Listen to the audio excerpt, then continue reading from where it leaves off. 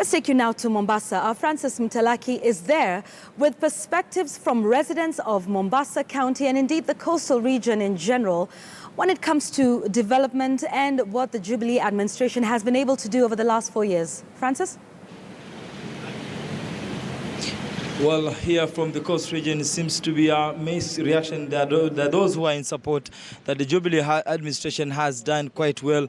And some of the residents here are also saying that the Jubilee government had promised something, but they need to pull up their socks in terms of making sure that the promises they made in 2013 are fulfilled. But remember, we're just 3 months away to the general election.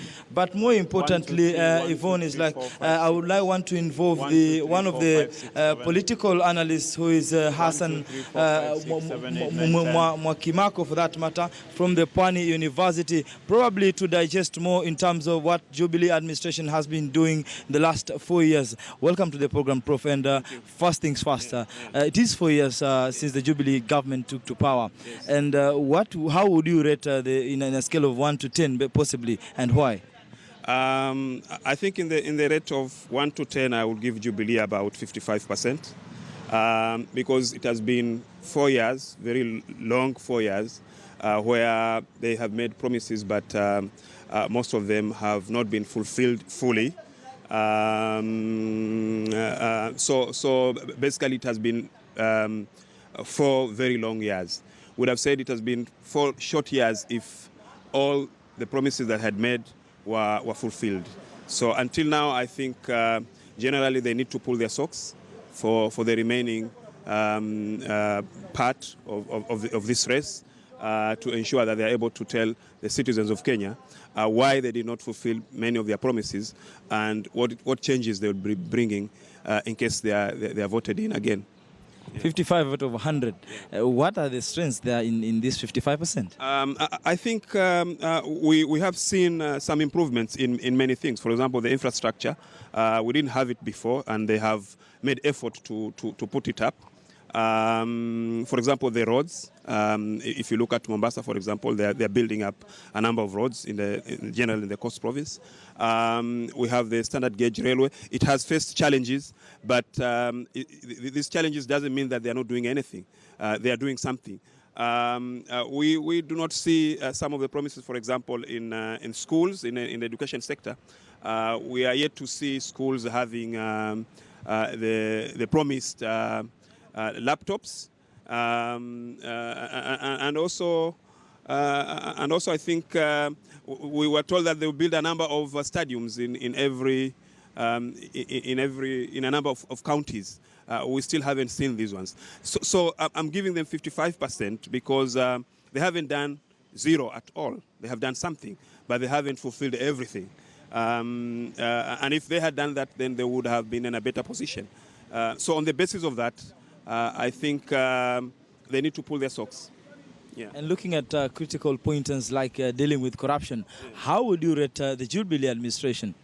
I think on the side of corruption, I think they failed miserably, if I would use that term, because all the cases that have involved corruption, they have not been resolved, and still we are not so sure whether they will be resolved. And there have been a very lackluster approach towards making attempts to resolve it. You know, there was a very extended, protracted struggle to have the anti-corruption body structured so that it can deal with the issues of corruption. And this, I think, contributed to a number of cases that have involved corrupt activities that have not been resolved. And the worst part is that most of this corruption has involved people who are in government. So I think they did very badly in addressing the issue of corruption. Yeah. And maybe briefly, moving out of Kenya and going to like the East African region for that matter, and plus the world at large, how would you rate them in terms of their regional policy interaction with other countries? Let me begin globally. Is that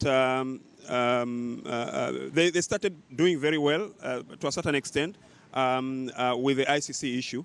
They rallied many African countries to express their opinion about how how bad, according to them, ICC was. And ultimately, they were able to rally around some opinion within African countries that made statements to challenge ICC's the way it was dealing with African countries. But then also within Africa, we have also noticed that we also failed with the attempt to have our Minister for Foreign Affairs appointed the chairman of the African Union. I think there was a very concerted effort and campaign and ways to make sure that Our Lady ascends to that position, but we didn't do very well. So we can't say that they didn't do very well on the African side generally. Thank you so much for your time, Prof. Yeah. Well, that was Professor Hassan Mwakimambu speaking to us a number of issues with regard to the Jubilee scorecard. And remember that the coastal region here is one of the regions which is critical in terms of the voting bloc. And also, as we head to the general election, maybe we'll be seeing more from the Jubilee side. Yvonne?